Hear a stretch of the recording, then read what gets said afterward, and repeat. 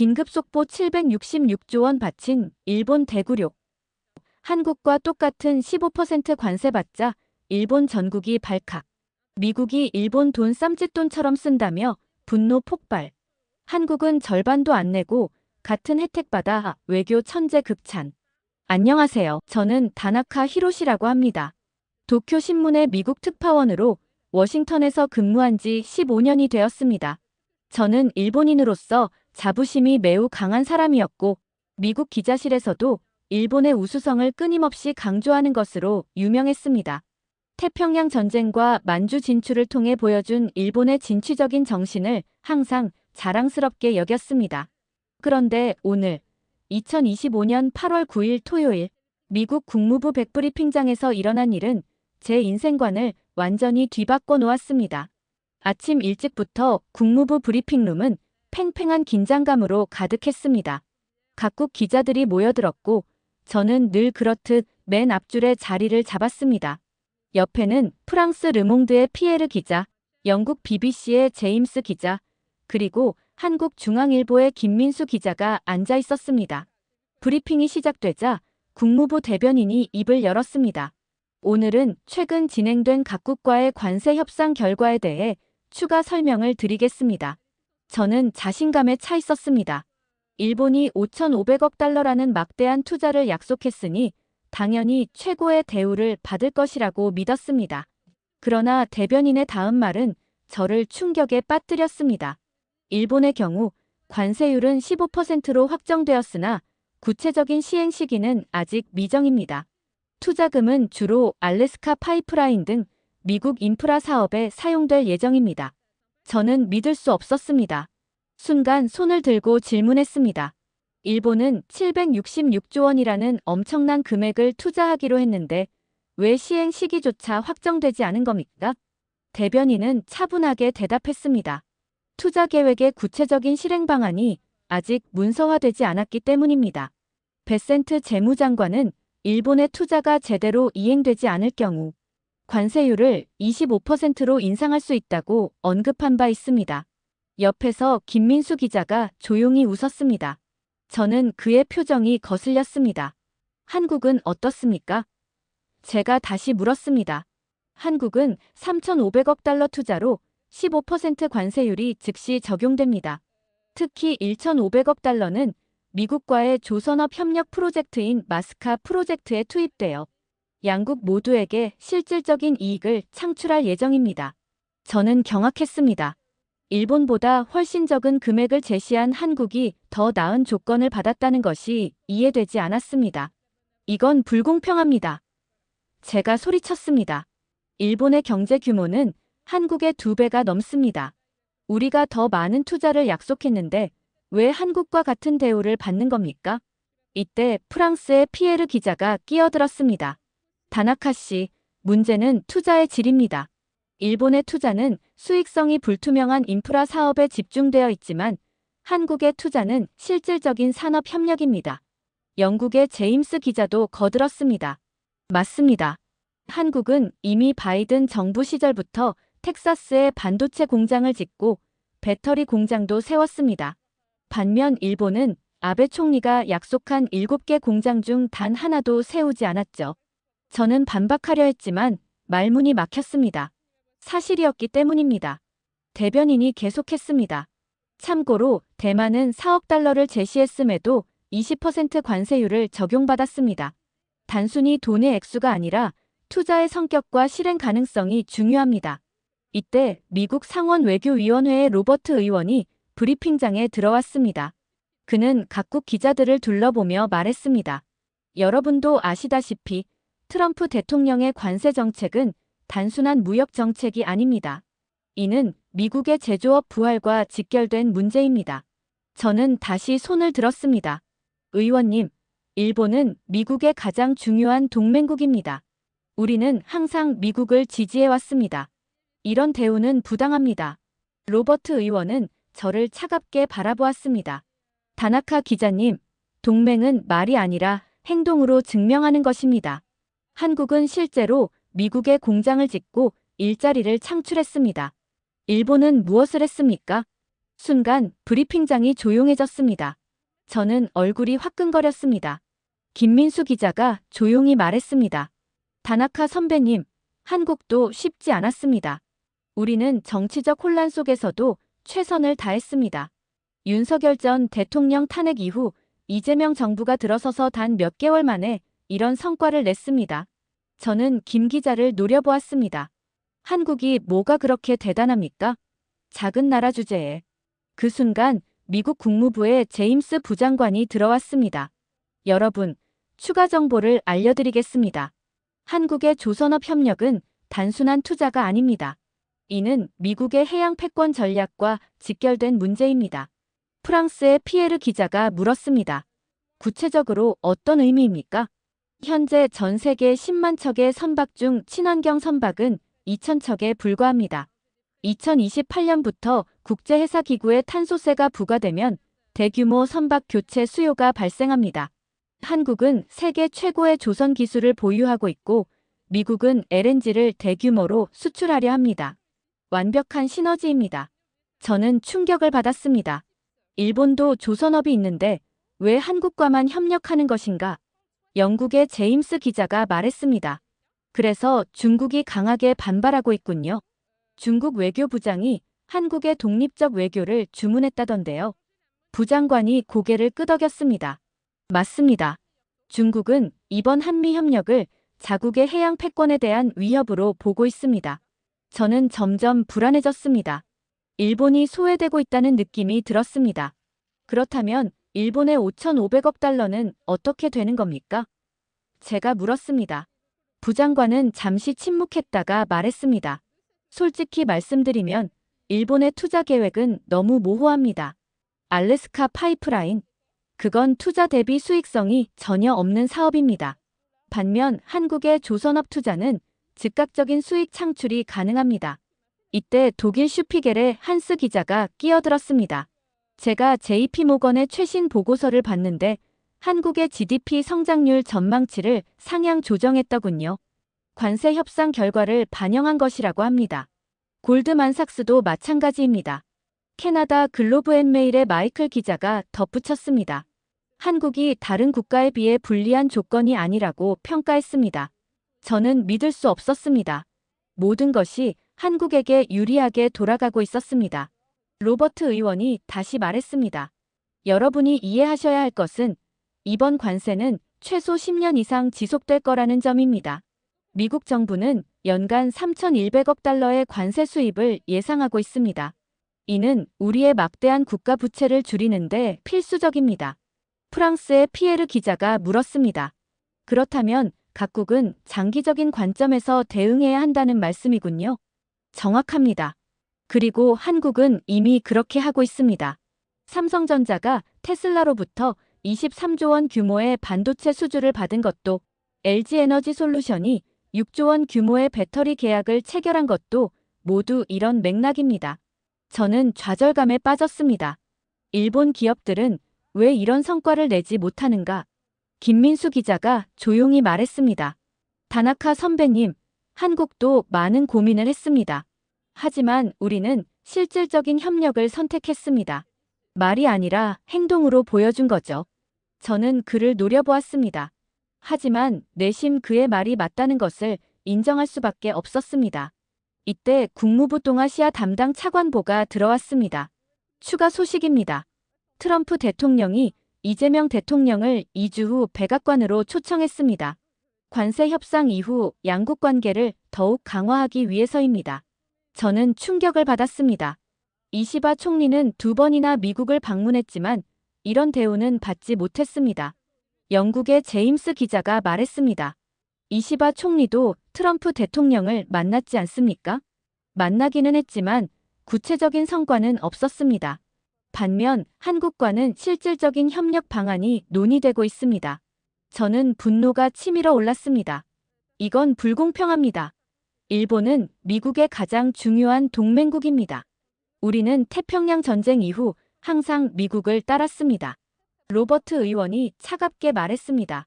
다나카 기자님, 과거는 과거일 뿐입니다. 중요한 것은 현재와 미래입니다. 한국은 미래를 보고 투자하고 있습니다. 일본은 어떻습니까? 저는 대답할 수 없었습니다. 부장관이 덧붙였습니다. 사실 일본 정부도 문제를 인식하고 있습니다. 아키자와 경제 재생상이 다시 미국을 방문한다고 들었습니다. 하지만 이미 합의된 내용을 바꾸기는 어려울 겁니다. 독일의 한스 기자가 말했습니다. 제가 보기에 핵심은 신뢰입니다. 한국은 약속을 지켰지만 일본은 그렇지 못했습니다. 아베 총리 시절의 약속들은 어디로 갔습니까? 저는 부끄러움을 느꼈습니다. 사실이었기 때문입니다. 김민수 기자가 말했습니다. 다나카 선배님, 저희도 쉽지 않았습니다. 쌀 개방, 소고기 문제 등 앞으로 해결해야 할 과제가 많습니다. 하지만 우리는 실질적인 협력을 통해 윈윈하는 방법을 찾고 있습니다. 저는 처음으로 한국을 다시 보게 되었습니다. 그동안 작은 나라라고 무시했던 한국이 일본보다 더 현명하게 대처하고 있었습니다. 프랑스의 피에르 기자가 말했습니다. 흥미로운 것은 중국의 반응입니다. 중국이 이렇게 강하게 반발한다는 것은 한국의 선택이 옳았다는 증거 아닐까요? 부장관이 고개를 끄덕였습니다. 맞습니다. 중국은 한미 조선업 협력을 자국의 해양 패권에 대한 심각한 위협으로 보고 있습니다. 저는 깊은 생각에 빠졌습니다. 일본은 왜 이런 기회를 놓쳤을까? 우리도 세계적인 조선업을 가지고 있는데. 이때 미국 하원 외교위원회에 수잔 의원이 들어왔습니다. 여러분, 한 가지 더 말씀드리고 싶은 것이 있습니다. 이번 협상에서 가장 인상적이었던 것은 한국 협상팀의 준비성입니다. 그들은 모든 시나리오를 예상하고 있었습니다. 영국의 제임스 기자가 물었습니다. 구체적으로 어떤 면에서요? 한국은 관세가 10년 이상 지속될 것을 예상하고 장기적인 전략을 세웠습니다. 반면 다른 나라들은 단기적인 관점에서만 접근했습니다. 저는 충격을 받았습니다. 일본 정부는 트럼프가 곧 물러날 것이라고 예상하고 있었는데 로버트 의원이 말했습니다. 사실 우리도 놀랐습니다. 한국이 제시한 조선업 협력 방안은 우리가 생각하지 못했던 것이었습니다. 그들은 우리의 약점을 정확히 파악하고 있었습니다. 독일의 한스 기자가 말했습니다. 그래서 월스트리트 저널이 한국 기업들이 미국 소비자 가격을 낮추는 역할을 한다고 평가한 거군요. 맞습니다. 한국의 기술력과 미국의 시장이 결합하면 시너지 효과가 엄청납니다. 저는 점점 일본의 입지가 좁아지는 것을 느꼈습니다. 김민수 기자가 조심스럽게 말했습니다. 다나카 선배님, 한일 관계도 중요합니다. 우리가 함께 협력하면 더 큰 성과를 낼 수 있을 겁니다. 저는 그를 바라보았습니다. 처음으로 그의 말에 귀를 기울이고 싶었습니다. 부장관이 말했습니다. 여러분도 아시겠지만 이번 관세는 단순한 무역 정책이 아닙니다. 이는 새로운 국제 질서의 시작입니다. 각국은 이에 적응해야 합니다. 프랑스의 피에르 기자가 말했습니다. 그렇다면 유럽의 7,500억 달러 에너지 구매 약속은 어떻게 되는 겁니까? 솔직히 말해서 실현 가능성이 낮습니다. 우리도 그 정도 규모의 에너지를 공급할 수 없습니다. 반면 한국의 조선업 협력은 즉시 실행 가능합니다. 저는 깨달았습니다. 일본도 유럽도 모두 실현 불가능한 약속을 한 것입니다. 오직 한국만이 실질적인 제안을 했습니다. 이때 국무장관이 직접 브리핑장에 나타났습니다. 모든 기자들이 놀랐습니다. 여러분, 제가 직접 나온 이유가 있습니다. 한국과의 협력은 단순한 무역협정이 아닙니다. 이는 미국의 제조업 부활과 직결된 문제입니다. 저는 손을 들었습니다. 장관님, 일본도 제조업 강국입니다. 왜 한국과만 협력하십니까? 장관은 저를 똑바로 바라보았습니다. 다나카 기자님, 일본의 제조업은 훌륭합니다. 하지만 한국은 미래 산업에서 앞서가고 있습니다. 반도체, 배터리, 그리고 조선업. 모두 미국이 필요로 하는 분야입니다. 저는 반박하고 싶었지만 할 수 없었습니다. 사실이었기 때문입니다. 김민수 기자가 말했습니다. 장관님, 한국도 많은 도전에 직면해 있습니다. 하지만 우리는 미국과의 협력을 통해 함께 성장하고자 합니다. 장관이 미소를 지었습니다. 그것이 바로 우리가 한국을 신뢰하는 이유입니다. 한국은 우리와 함께 미래를 만들어가려 합니다. 저는 부러움을 느꼈습니다. 일본도 그런 평가를 받고 싶었습니다. 영국의 제임스 기자가 말했습니다. 그렇다면 앞으로 한미 관계는 더욱 긴밀해질 것으로 보입니까? 당연합니다. 이재명 대통령의 백악관 방문은 그 시작일 뿐입니다. 우리는 장기적인 파트너십을 구축할 것입니다. 저는 좌절감을 느꼈습니다. 일본은 완전히 뒤처지고 있었습니다. 프랑스의 피에르 기자가 말했습니다. 일본도 아직 기회가 있지 않습니까? 5,500억 달러는 큰 금액입니다. 장관이 고개를 저었습니다. 문제는 그 돈을 어떻게 쓰느냐입니다. 알래스카 파이프라인에 투자한다고? 그건 밑빠진 독에 물 붓기입니다. 우리는 실질적인 투자를 원합니다. 저는 인정할 수밖에 없었습니다. 일본 정부의 계획은 허술했습니다. 이때 미국 상무부의 고위 관계자가 들어왔습니다. 추가 정보입니다.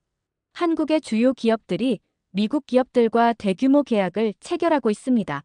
특히 테슬라와의 협력이 주목됩니다. 독일의 한스 기자가 물었습니다. 구체적으로 어떤 내용입니까? 삼성전자가 23조 원 규모의 반도체 계약을, LG 에너지 솔루션이 6조 원 규모의 배터리 계약을 체결했습니다. 모두 미국 내 생산을 전제로 합니다. 저는 놀랐습니다. 일본 기업들은 이런 성과를 내지 못하고 있었습니다. 김민수 기자가 말했습니다. 이것이 바로 우리가 추구하는 상생입니다. 미국도 이익을 보고 한국도 이익을 봅니다. 저는 처음으로 한국의 전략에 감탄했습니다. 그들은 정말 현명했습니다. 로버트 의원이 말했습니다. 여러분이 이해하셔야 할 것은 이제 세계 경제의 패러다임이 바뀌었다는 것입니다. 과거의 방식으로는 살아남을 수 없습니다. 프랑스의 피에르 기자가 말했습니다. 그렇다면 각국은 어떻게 대응해야 합니까? 한국처럼 실질적인 협력 방안을 찾아야 합니다. 말이 아니라 행동으로 보여줘야 합니다. 저는 깊은 생각에 빠졌습니다. 일본은 정말 변해야 했습니다. 부장관이 말했습니다. 사실 우리도 일본과 협력하고 싶습니다. 하지만 일본은 너무 과거에 안주하고 있습니다. 변화를 거부하고 있습니다. 저는 부끄러웠습니다. 그의 말이 맞았기 때문입니다. 김민수 기자가 조용히 말했습니다. 다나카 선배님, 아직 늦지 않았습니다. 일본도 변할 수 있습니다. 우리가 도울 수 있습니다. 저는 그를 바라보았습니다. 처음으로 한국을 동등한 파트너로 보게 되었습니다. 영국의 제임스 기자가 말했습니다. 흥미로운 것은 중국의 반응입니다. 그들이 이렇게 민감하게 반응한다는 것은 장관이 끼어들었습니다. 중국은 한미 협력의 의미를 정확히 알고 있습니다. 특히 조선업 협력은 그들의 해양 패권 야욕에 큰 타격입니다. 저는 깨달았습니다. 이것은 단순한 무역 협상이 아니었습니다. 새로운 국제 질서의 재편이었습니다. 독일의 한스 기자가 말했습니다. 그렇다면 일본은 어떤 선택을 해야 합니까? 저는 모든 시선이 저에게 쏠리는 것을 느꼈습니다. 일본 특파원으로서 저의 의견이 중요했습니다. 저는 잠시 말을 멈췄습니다. 그리고 결심했습니다. 저는 일본도 변해야 한다고 생각합니다. 한국에서 배워야 합니다. 브리핑장이 조용해졌습니다. 모두가 놀란 표정이었습니다. 특히 김민수 기자가 그랬습니다. 과거의 영광에 안주해서는 안 됩니다. 한국이 보여준 것처럼 실질적인 협력을 통해 미래를 만들어가야 합니다. 로버트 의원이 박수를 쳤습니다. 훌륭합니다. 다나카 기자님. 그것이 바로 우리가 원하는 태도입니다. 저는 계속했습니다. 일본은 너무 오만했습니다. 경제 규모가 크다고, 과거에 잘했다고 자만했습니다. 하지만 한국은 겸손하게, 그리고 현명하게 미래를 준비했습니다. 김민수 기자가 말했습니다. 다나카 선배님, 감사합니다.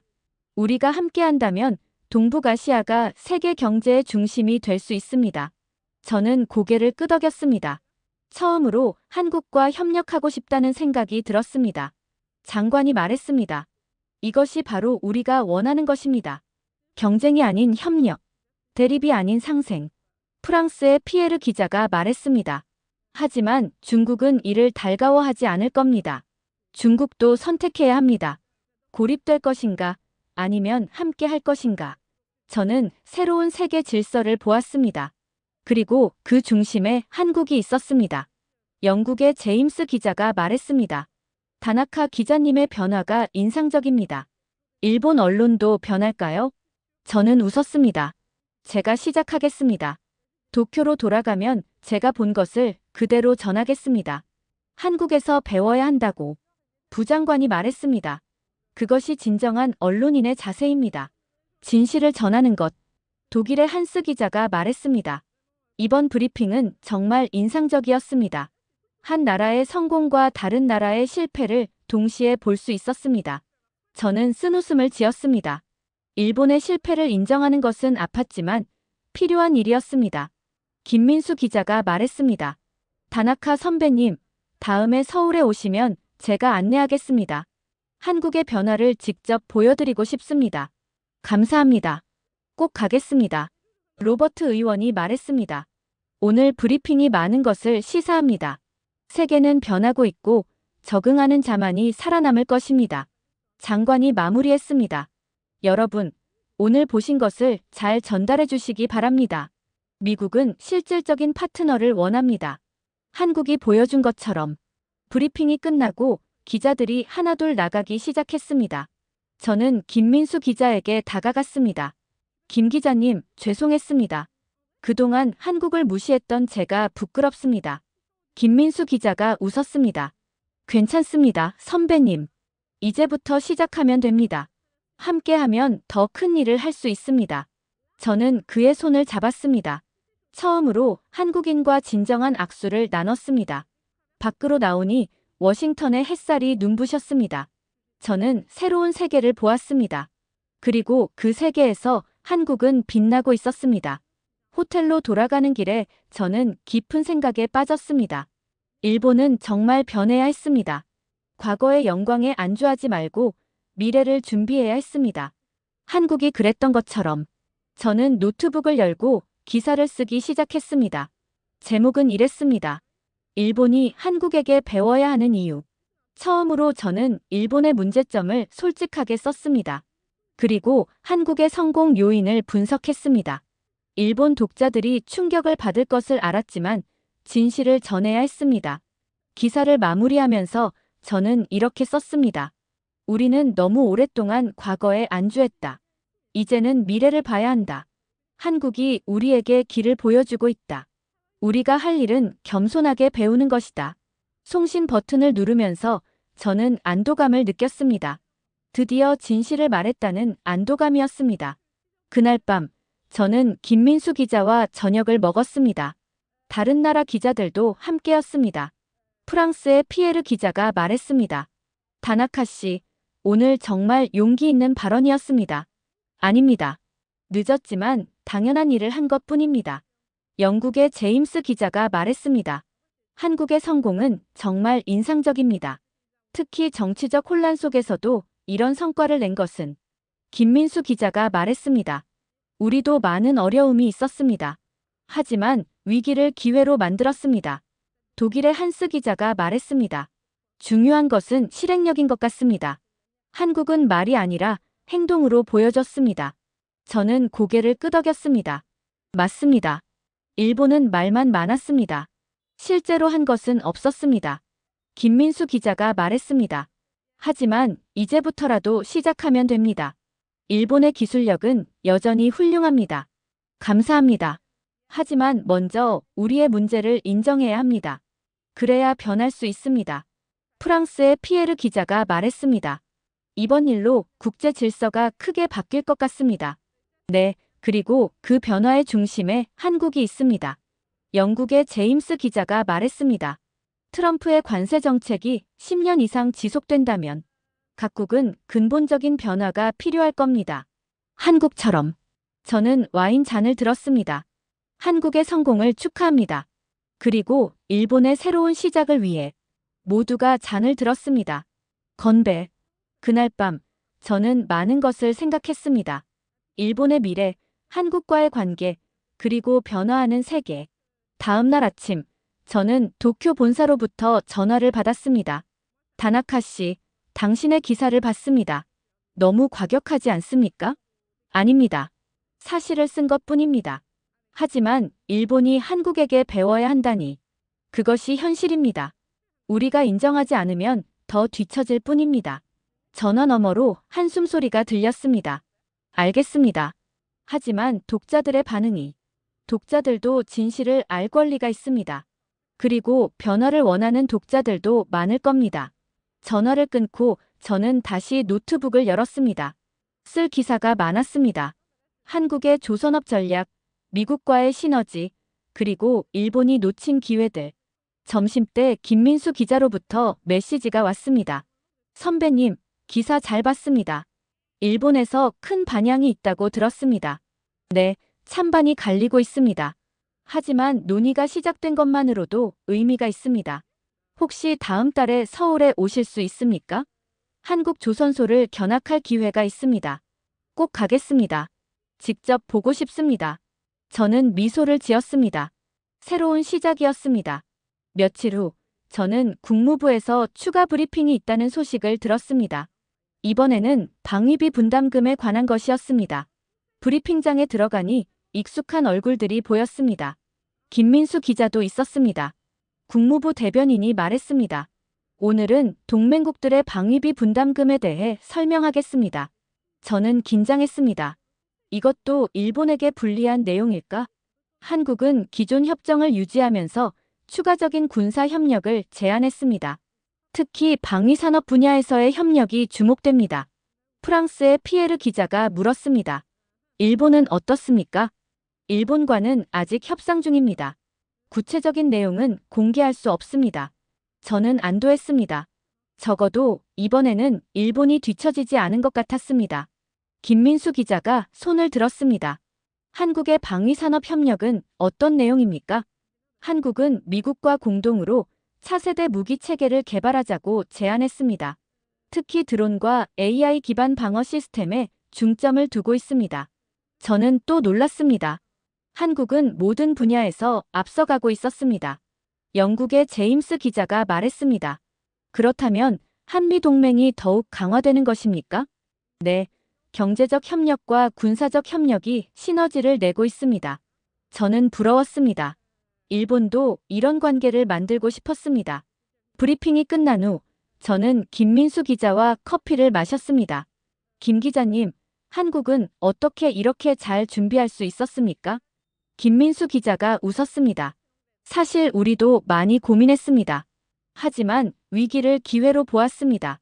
트럼프 대통령의 성향을 분석하고 미국이 원하는 것을 파악했습니다. 일본은 그러지 못했습니다. 우리는 너무 안이했습니다. 아직 늦지 않았습니다. 일본의 저력은 대단합니다. 방향만 바꾸면 됩니다. 저는 고개를 끄덕였습니다. 한국에서 많이 배우겠습니다. 함께 배우면 됩니다. 경쟁이 아니라 협력으로. 저는 진심으로 그의 말에 동의했습니다. 그날 저녁, 저는 또 다른 기사를 썼습니다. 이번에는 한일 협력의 가능성에 대한 것이었습니다. 한국과 일본이 손을 잡으면 동북아시아는 세계 경제의 중심이 될 수 있다. 과거의 앙금을 버리고 미래를 향해 나아가야 한다. 기사를 쓰면서 저는 희망을 느꼈습니다. 변화는 어렵지만 불가능하지 않았습니다. 다음 날, 저는 일본 대사관을 방문했습니다. 대사를 만나 제 생각을 전하고 싶었습니다. 대사님, 우리는 변해야 합니다. 한국의 성공에서 배워야 합니다. 대사는 난감한 표정이었습니다. 다나카 기자님, 당신의 의견은 알겠습니다만. 대사님, 이대로는 일본이 고립됩니다. 미국도, 한국도 우리를 기다려주지 않습니다. 대사는 한숨을 쉬었습니다. 도쿄에도 당신 같은 의견이 있습니다. 하지만 반대도 많습니다. 변화는 항상 저항을 받습니다. 하지만 변하지 않으면 도태됩니다. 대사는 잠시 생각하더니 말했습니다. 알겠습니다. 본국에 전달하겠습니다. 한국과의 협력 가능성도 타진해 보겠습니다. 저는 안도했습니다. 작은 시작이었지만 의미가 있었습니다. 대사관을 나오면서 저는 하늘을 올려다보았습니다. 구름 한 점 없는 맑은 하늘이었습니다. 일본의 미래도 이렇게 맑아지기를 바랐습니다. 일주일 후, 저는 서울행 비행기에 올랐습니다. 김민수 기자의 초대를 받아들인 것입니다. 인천공항에 도착하니 김민수 기자가 기다리고 있었습니다. 어서 오세요, 선배님. 한국에 오신 것을 환영합니다. 초대해 주셔서 감사합니다. 서울로 가는 길에 저는 변화된 한국의 모습에 놀랐습니다. 활기차고 역동적이었습니다. 내일 거제도의 조선소를 방문할 예정입니다. 세계 최고의 기술을 보실 수 있을 겁니다. 기대됩니다. 호텔에 짐을 풀고 저녁을 먹으러 나갔습니다. 한국의 전통 음식점이었습니다. 선배님, 한국 음식은 어떠세요? 맛있습니다. 일본 음식과는 다른 매력이 있네요. 김민수 기자가 웃었습니다. 다름을 인정하는 것이 협력의 시작입니다. 저는 고개를 끄덕였습니다.